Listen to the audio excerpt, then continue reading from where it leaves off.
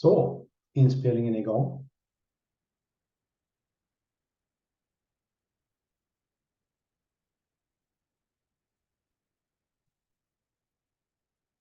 Most welcome to 1605 of the Heidegger series. We will continue with Jacques Derrida, Life, Death. And we are into the second session. Logic of the living, she the living. I just accepted an update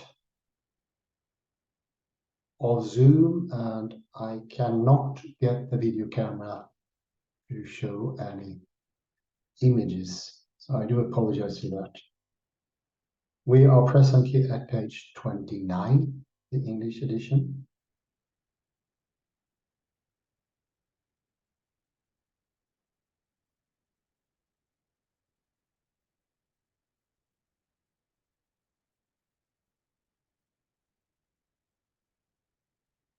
A bit too way down there. It's supposed to be yes, now you're getting closer. There. Exactly. We just finished in 1598 the quote here. So we'll start after the quote. Let's get some more light. And we've been mentioning before Ecce Homo by Nietzsche. And we've been looking at life and death. And how we live, so to speak, I would say. Since there is it's a bit late here, and I know my dear colleague wants to go to bed early. I think we just get to it. Second paragraph, page 29, beginning with in other words. In other words, his own identity, the one he declares,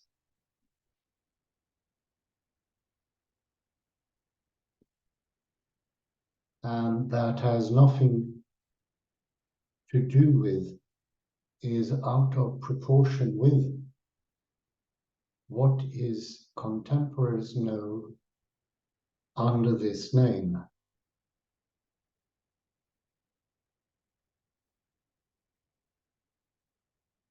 Under his name, Friedrich Nietzsche, his own identity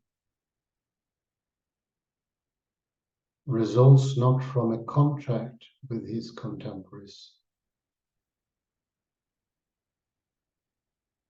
but from the unheard of contract he signed with himself through which he indebted himself to himself.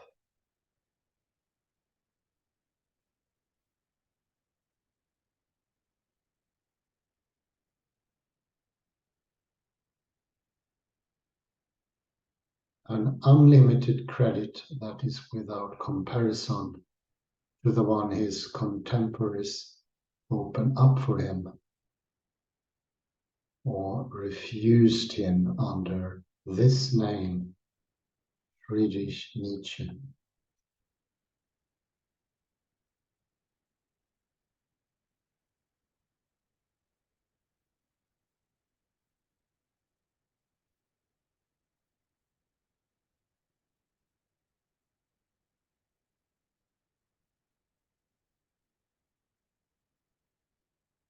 Friedrich Nietzsche is thus already a false name, a homonymic pseudonym, the homonym coming to dissimulate.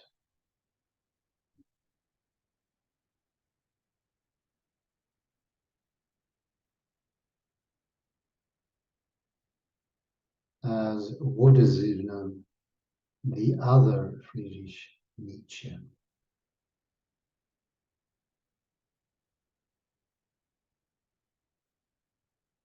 And this pseudonymy linked to this strange business of contract,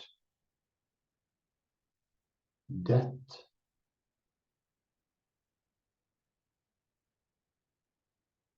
and credit.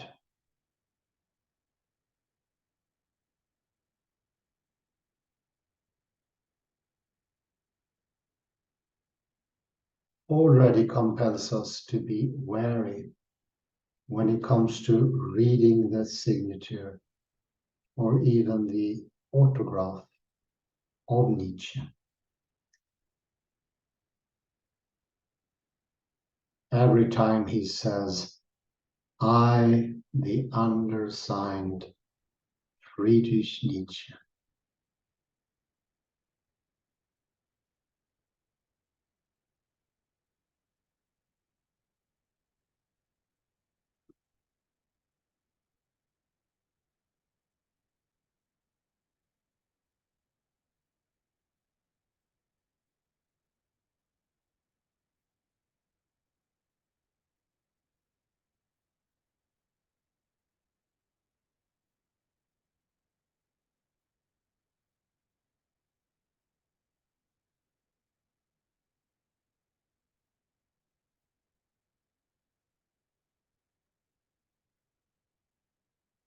With regard to this credit, this great line of credit he opened for himself.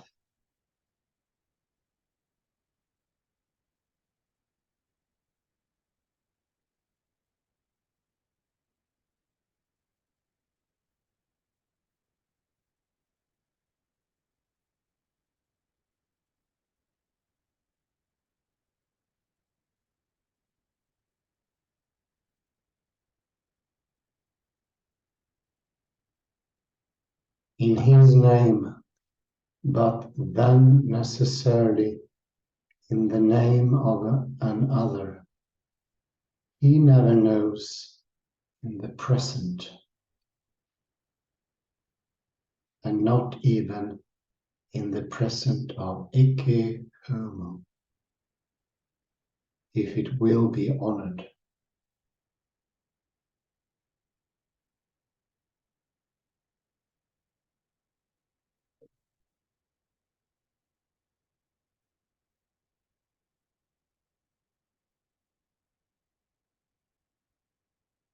And that is why, if the life he lives and recounts to himself as his autobiography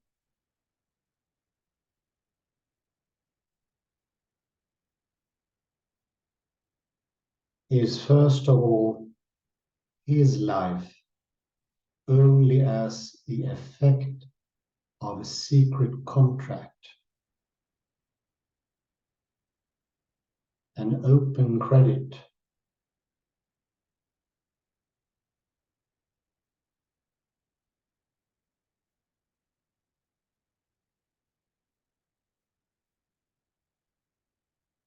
a debt that has been contracted,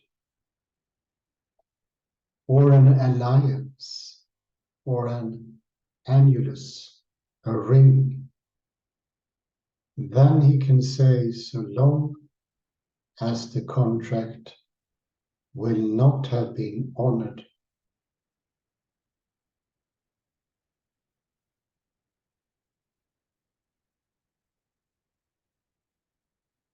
but it can be honored only by the other, that his life perhaps only a prejudice,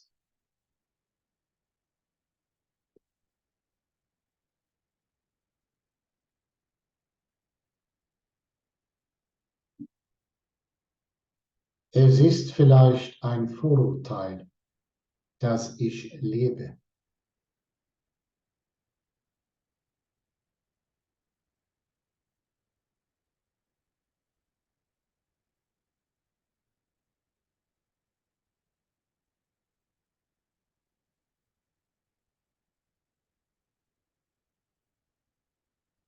a prejudice, life, or rather than life, the I live in the present, a prejudgment, a precipitous sentence, an anticipation that can be verified, fulfilled.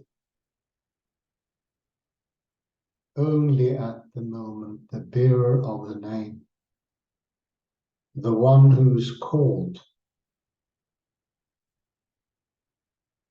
by prejudice, a living being, is dead.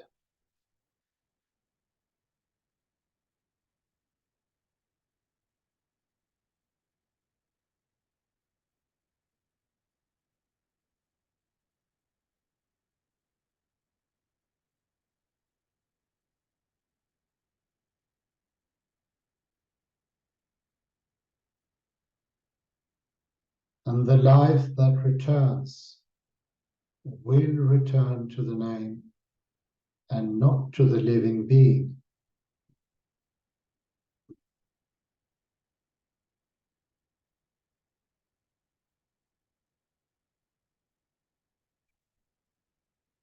To or in the name of the living as the name of the dead.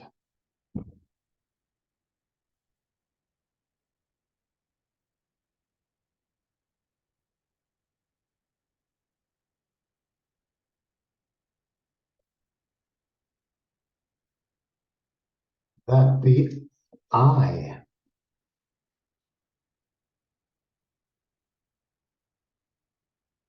that the I live is a prejudice linked to the name, to the structure of the name. He says he has proof of this each time he questions the first Gebildeten who comes to the upper Engadine.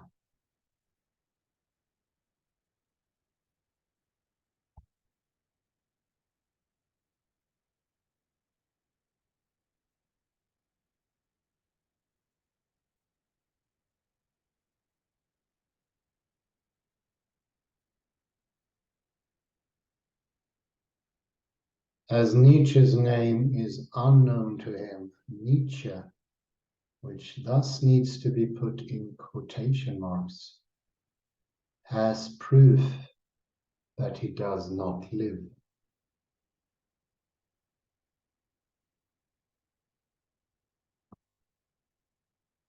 I live on my own credit. It is perhaps a mere prejudice that I live.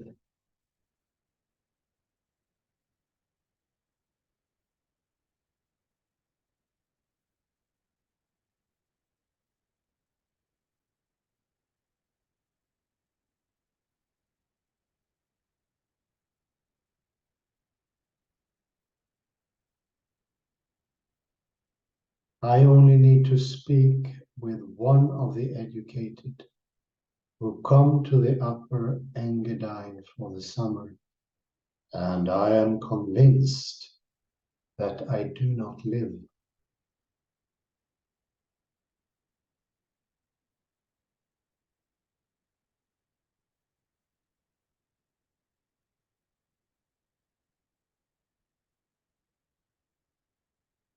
Under these circumstances,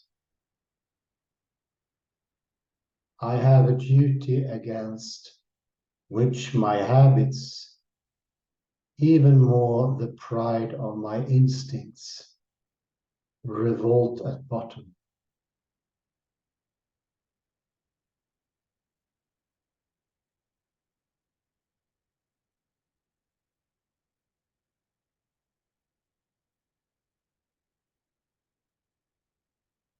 Namely to say, hear me, for I am this one and that one.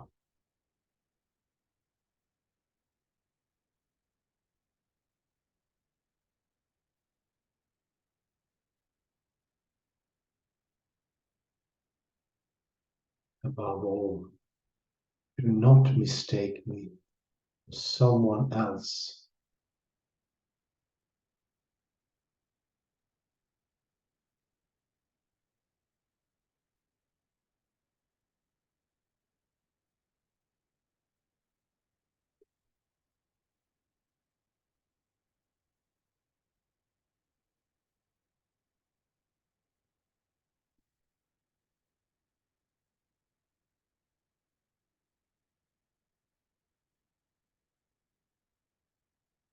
Ich bin der und der who says this only reluctantly. Then, out of debt or duty, it revolts him and runs counter to his habits and his proud instincts, which thus naturally push him to dissimulate.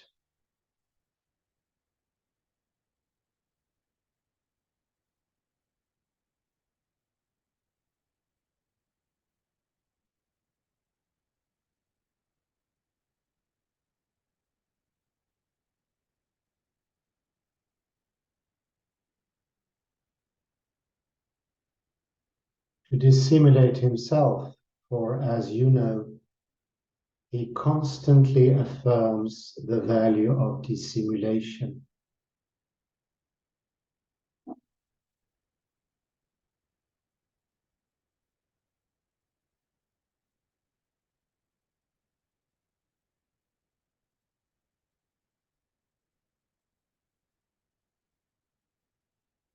Life is dissimulation, he often says.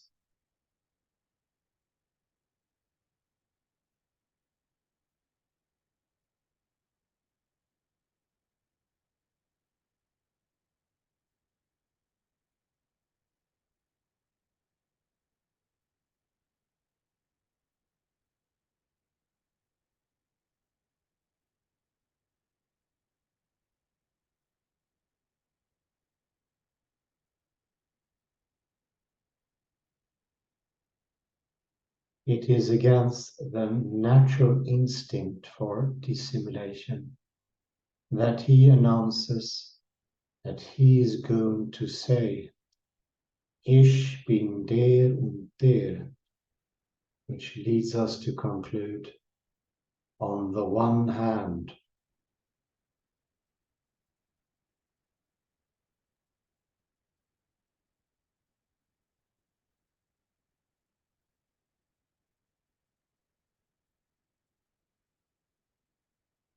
that the credit and the contract that he commits himself to honoring in the name of the name, in his name and in the name of the other, are not natural,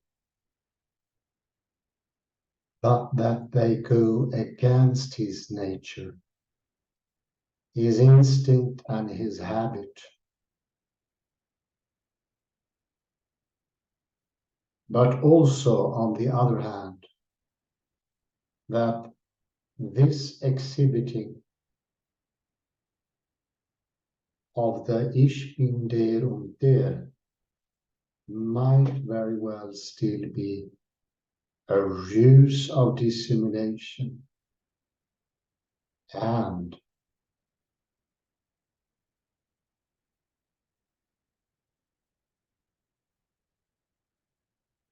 would mislead us again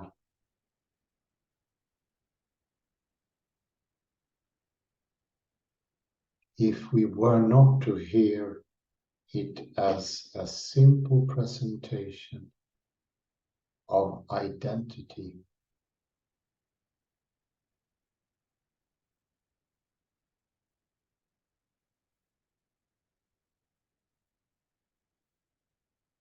Supposing in advance that we in fact already know what a self-presentation, a declaration of identity, etc. is.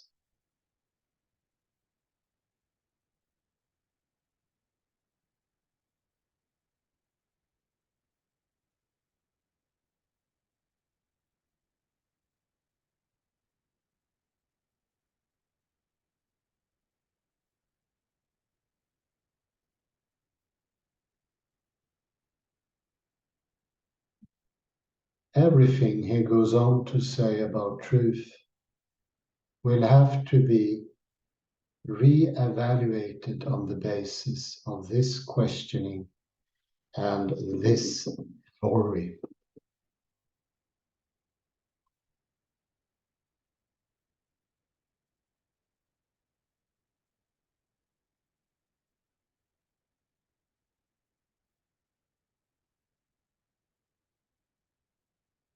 And not only does Nietzsche distrust here every assurance regarding identity and everything we think we know about a proper name,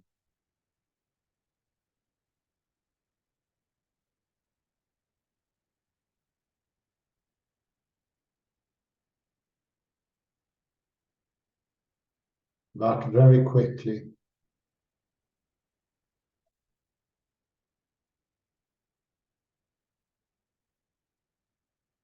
on the following page, he tells us that his experience and his wandering into forbidden areas have taught him to consider very differently the causes of idealization and moralization that he saw coming to light,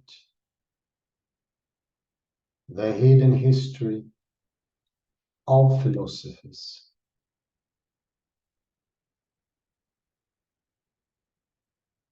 and the psychology of their great names.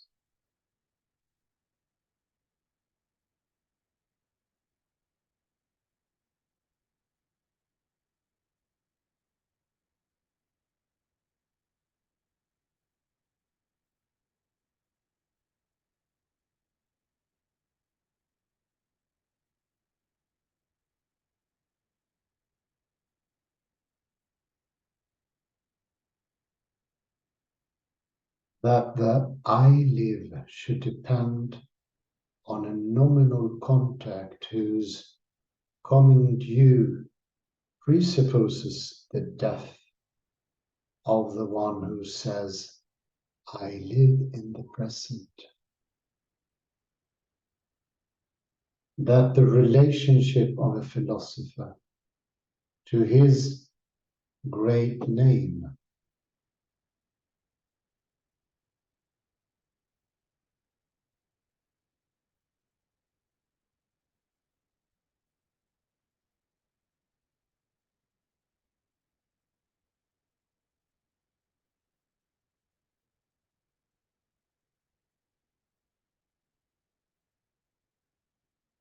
that is, to what borders the system with his signature, stems from a psychology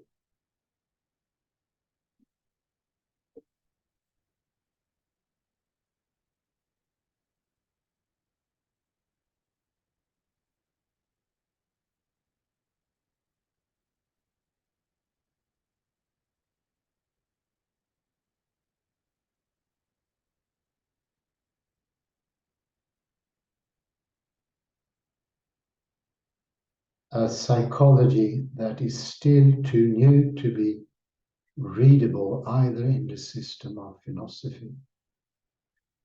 That is, as one of its parts, or in psychology as a region or part of philosophy. That this should be stated in the preface, signed Friedrich Nietzsche, of a book titled Ecce Homo.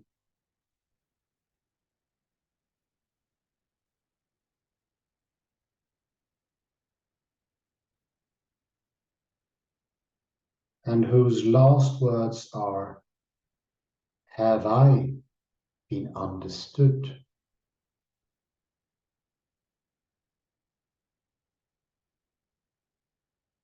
Dionysus versus the crucified.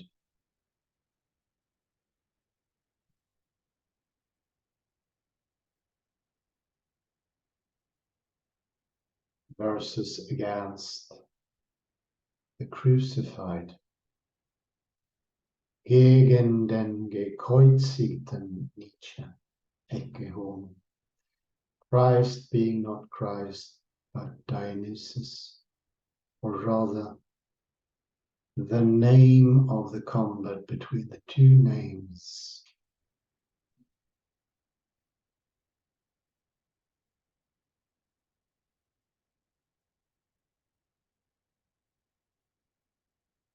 That would be enough not only to pluralize in a singular fashion the proper names and homonymic masks, but also to lose in a labyrinth of the ear, of course, the threads of the name, the borders of the name, between the preface, which comes after the title and the first chapter.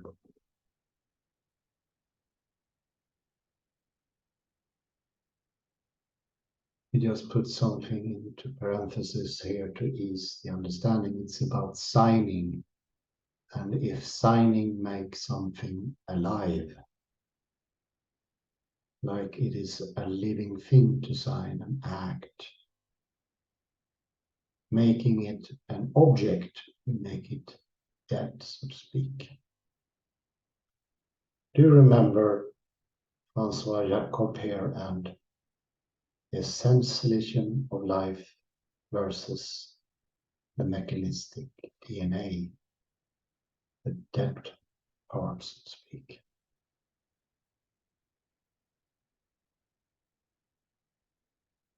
This is rather good, actually, I will repeat it. Between the preface signed Friedrich Nietzsche, which comes after the title, and the first chapter, Why I Am So Wise.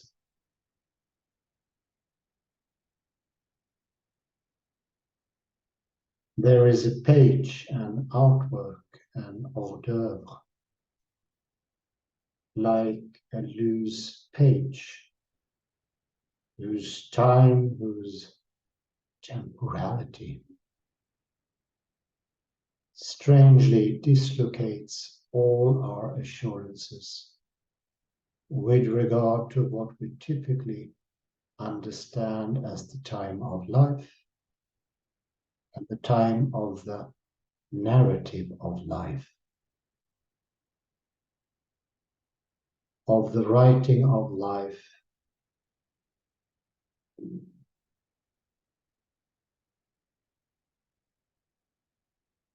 by the living,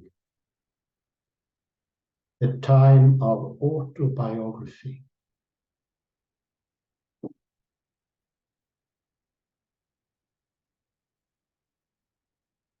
So very good.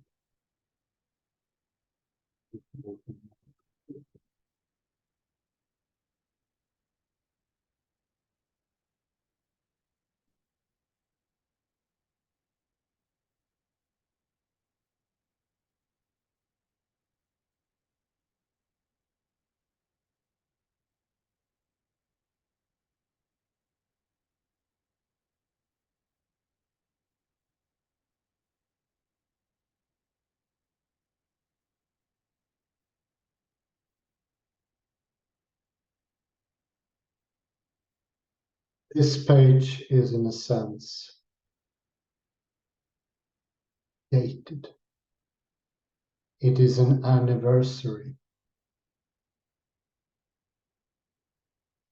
The date when the year turns back upon itself forms a ring or annulus with itself, is annulled and begins anew.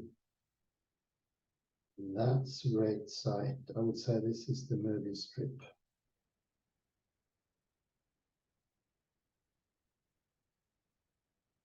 And Nietzsche, I would guess, do not understand if you don't go back to the same point. It is the year I turned 45, the day of the year when I turned 45 years old.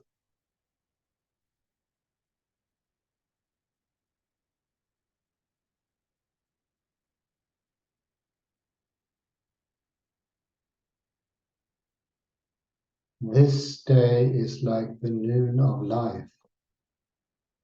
It is around this age, in fact, that we commonly locate the noon of life, or even the midlife crisis or noonday demon, noon being the midpoint of the day.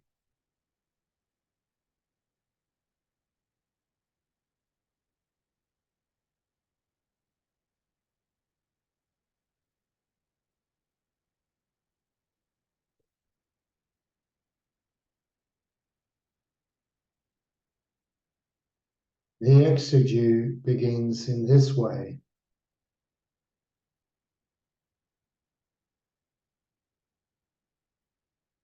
On this perfect day, when everything is ripening, and not only the grape turns brown, the eye of the sun just fell upon my life. It has fallen to me, my life as if by chance.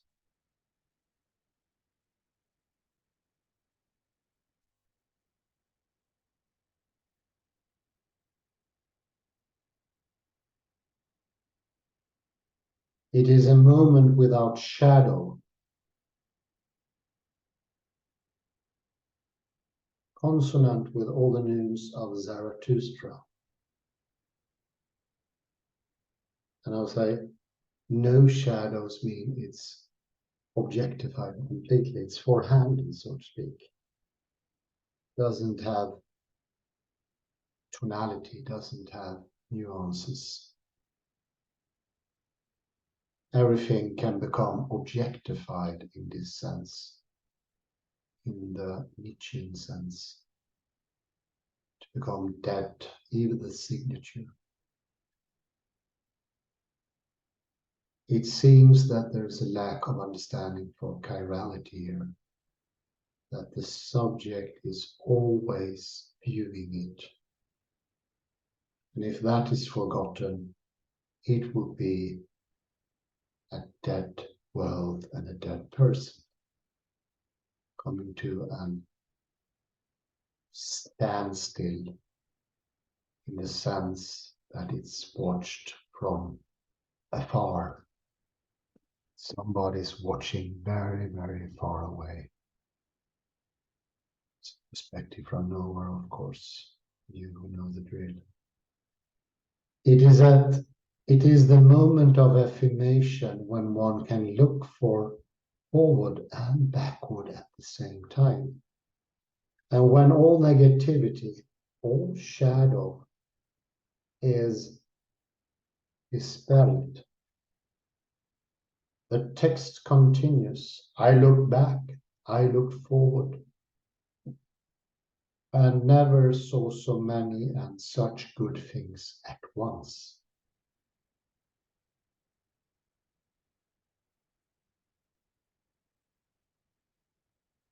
This noon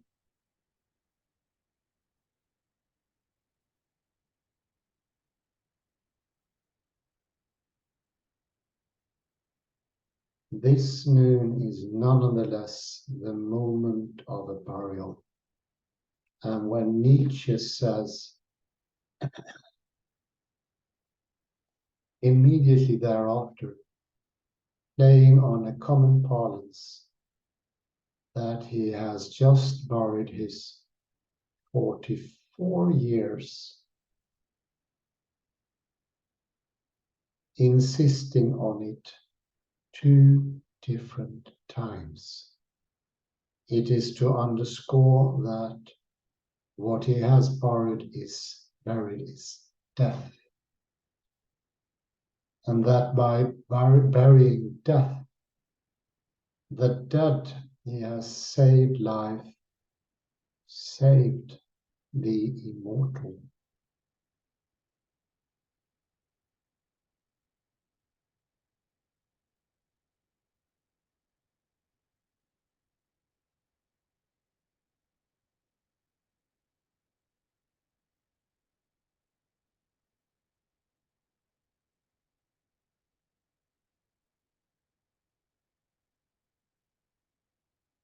quote here. It wasn't not for nothing that I buried my 44th year today. I had the right to bury it.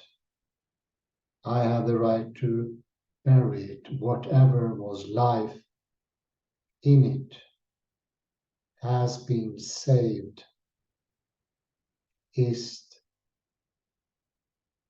unsterblich, is immortal.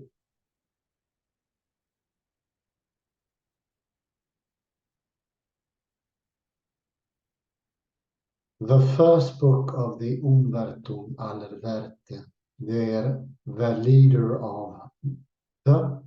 leader of Zarathustra, the twilights of the idols, my attempt to philosophize with the hand, all gifts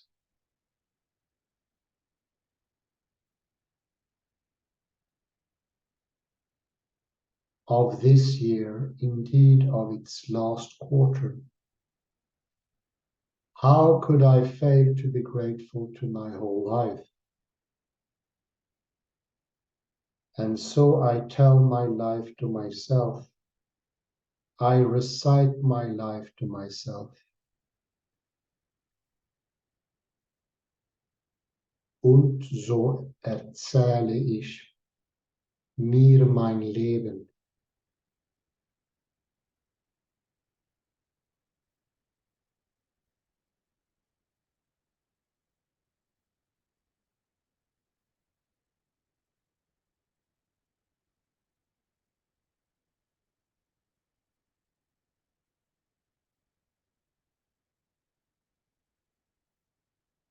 End of the exegy on the loose page, between the preface and the beginning of Ecce Homo.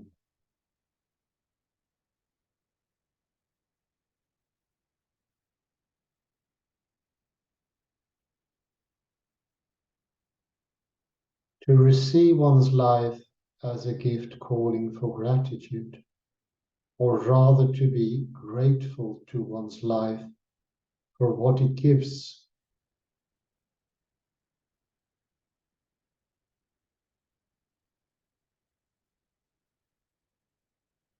Namely, for the one who was able to write himself and sign himself with this name, for which I open up a line of credit. And who will be that? Who will be what? He became only on the basis of what was given by a year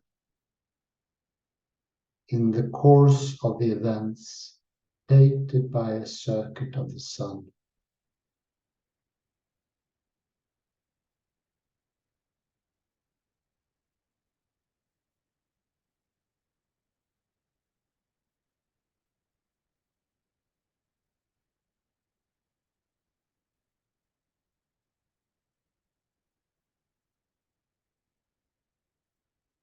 To reaffirm what has passed as good and as bound to return eternally, as immortal, that is what constitutes the strange present of this autobiographical narrative. An autobiographical narrative that buries the dead and saves what it saved as immortal.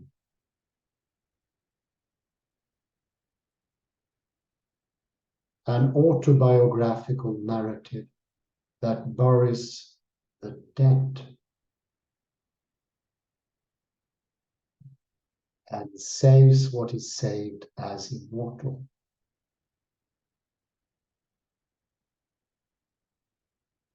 Great words there.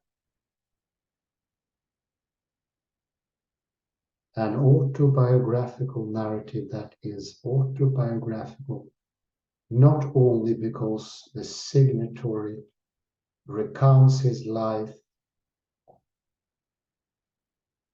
but because he recounts himself, recounts to himself, recites to himself his life.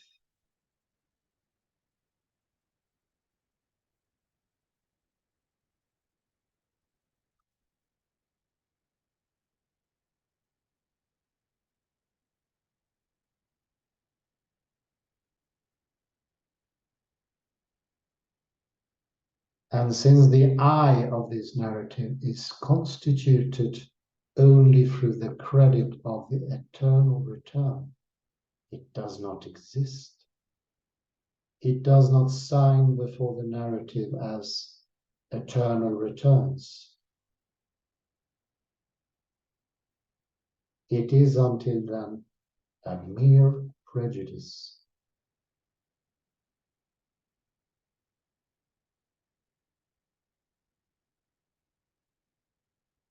One cannot therefore think the name of the names, all the names of Friedrich Nietzsche before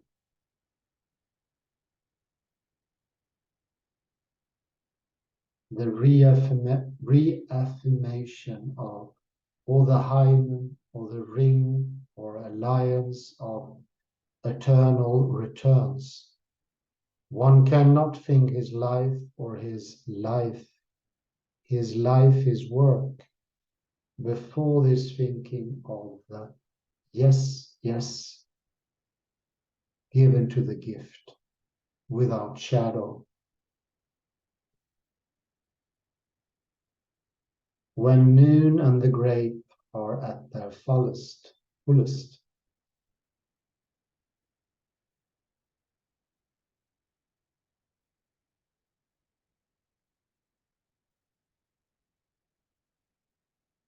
and the cup is overflowing with sun. There's a lot of takes here. I'll keep it simple.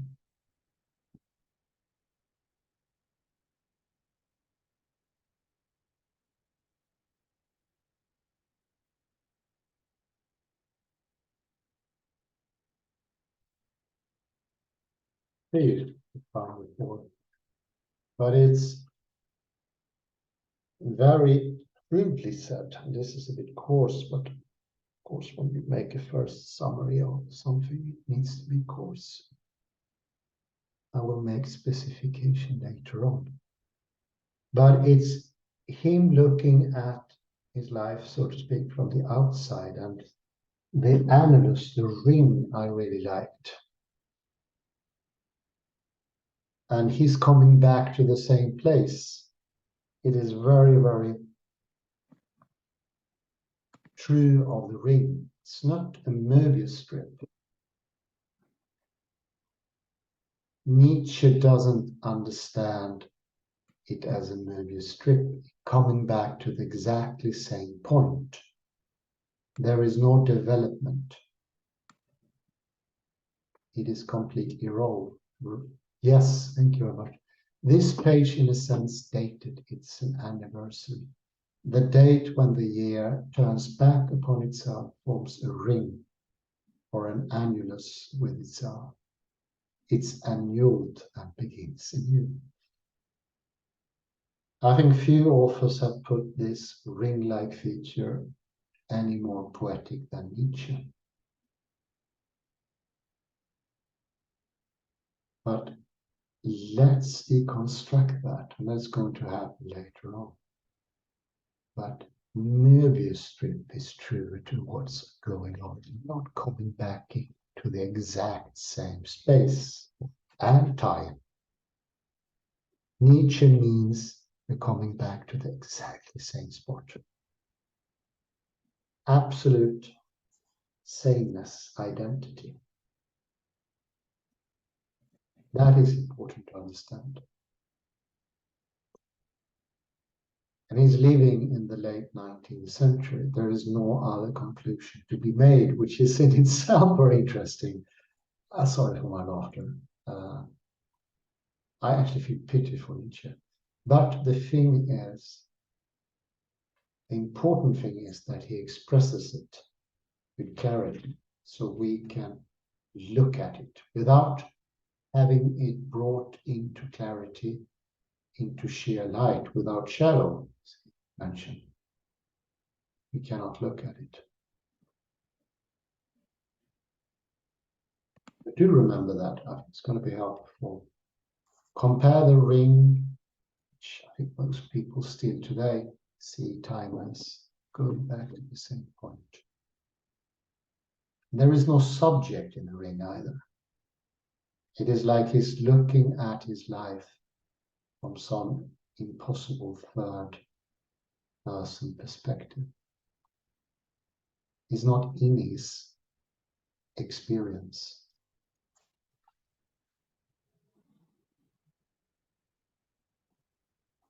Excuse me the crude comments, but I think they can still be helpful, and we can do distinctions later on, which is also incredibly important. But this ring just turns over and it buries the dead. He sees literally that he's dead. 44 years of deadness.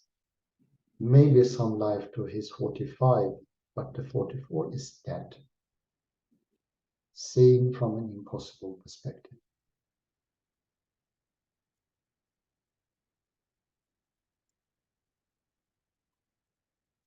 It's a moment without shadow, consonant with all the news of Zarathustra. Now we turn page.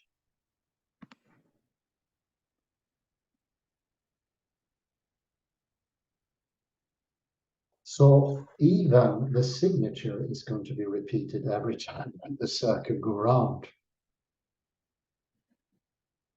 I read here, late in the second or third sentence here, it has Nietzsche in it, that he has just buried his 44 years, insisting on it 2 different times. It is to underscore that what he has buried is death, and that by burying death, the dead, he has saved life, saved the immortal. Immortal in a very odd sense, that it is, life has become objectified completely. He really pushed it, Nietzsche.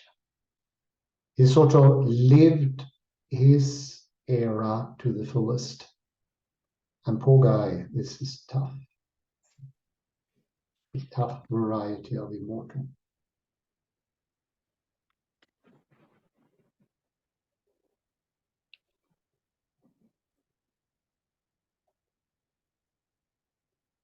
And after the ecce homo, under the quote, we have to receive one's life as a gift.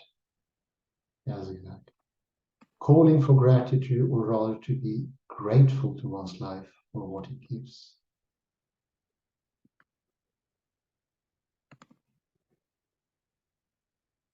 Namely for the one who was able to write himself and sign himself with his name, for which I open up a line of credit. I just stop on the credit there. Credit is like, there's no gain. So you live by credit, and it has to be repaid by the circle. So everything comes back. He really puts some flesh to that view. Thank God we have the movie strip, I would say jokingly, but I mean it to some extent. Further down, last quotes. That buries the dead and saves what is saved as immortal.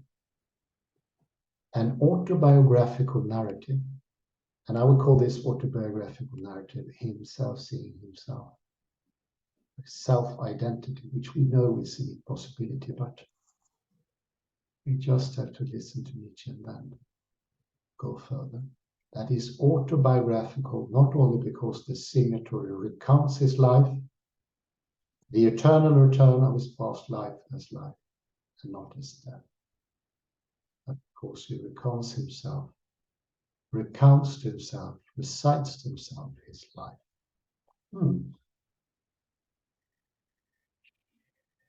We have to send him a posthumous Möbius strip in my crude recital here.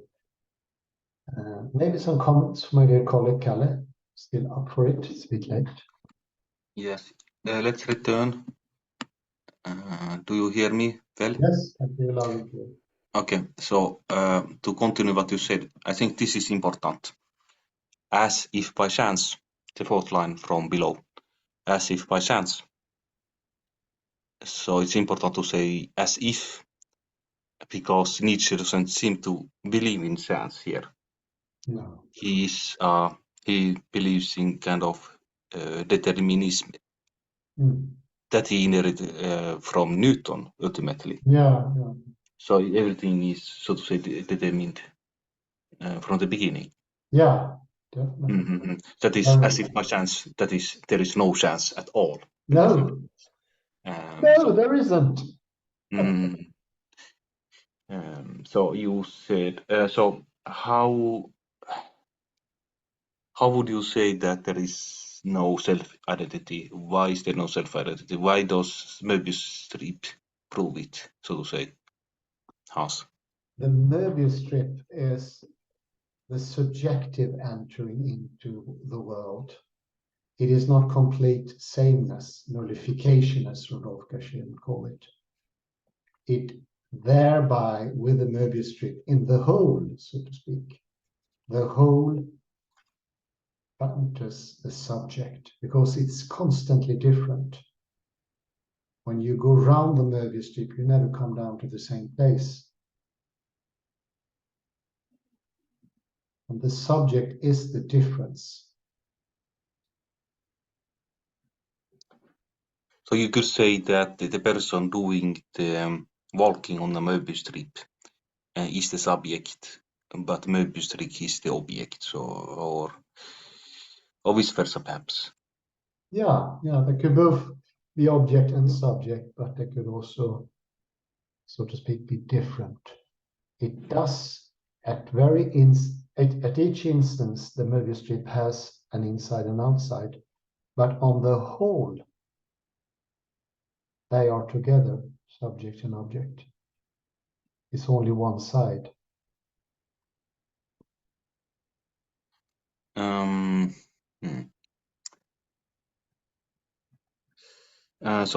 So Nietzsche is looking at his life from the outside, so to say.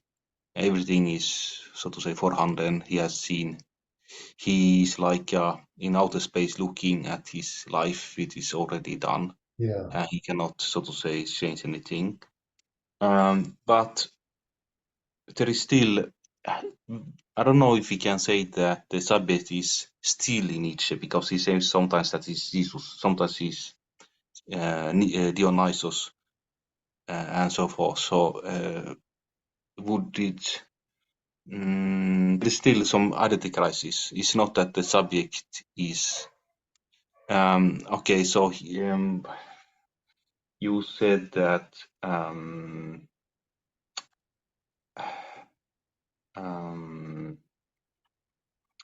there is there signing in Nietzsche? So no, he postpones the signing to the reader, I would say. Perhaps there is a meta level also. The reader is ultimate signer. But in what way does Nietzsche sign his work? He must also do some sort of signing, or Derrida would say that he doesn't sign, never, I think. Or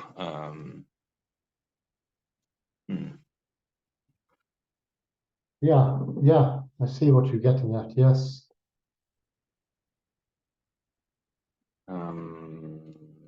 let me see.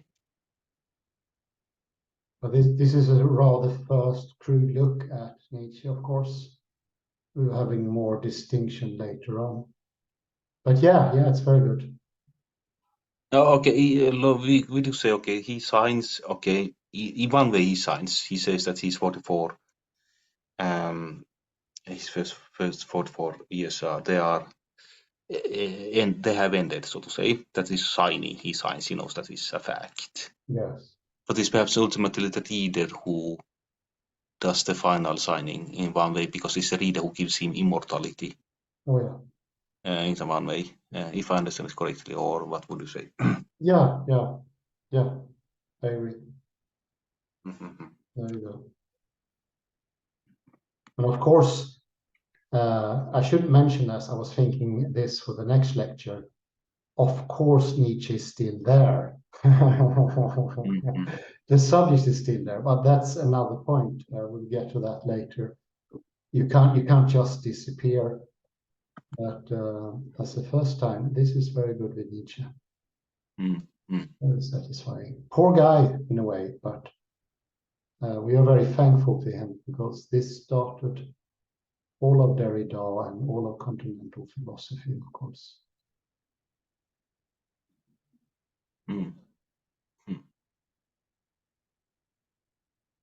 Well, it's getting a bit late. Maybe we should. Yes. Stop here. And I say thank you very much for all who's been participating. Thank you, my dear colleague Kalle, for staying up so late. It's 10 o'clock. Yes. Have a very good night. Well, wherever you are. Thank you for listening. Thank you. Goodbye. Bye. Bye.